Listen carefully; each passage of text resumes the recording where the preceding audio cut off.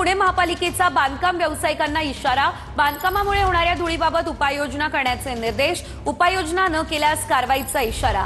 पुणे महापालिकेकडून बांधकाम व्यावसायिकांना नोटीसही बजावण्यात आली आहे।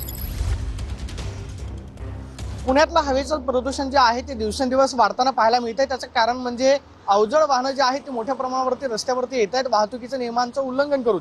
तर दुसऱ्या बाजूला सर्रासपणे बांधकाम व्यावसायिक जे आहेत ते मात्र हवेचं प्रदूषण रोखण्यासाठी जी धूळ हवेमध्ये मोठ्या प्रमाणावरती उडते त्या हवेवरती कोणताही निर्बंध घालण्यासाठी उपाययोजना ज्या आहेत त्या करत नसल्याचं पुणे महानगरपालिकेच्या निदर्शनास आलेलं आहे। त्यामुळे पुणे महानगरपालिकेनं आता बांधकाम व्यावसायिकांना नोटिसा ज्या आहेत त्या पाठवायला सुरुवात केलेली आहे।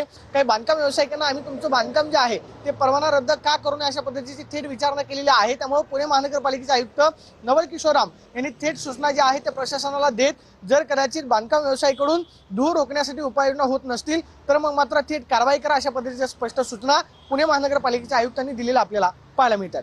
Camera person Kishor Pradeep Kapse, TV9 Marathi, Pune.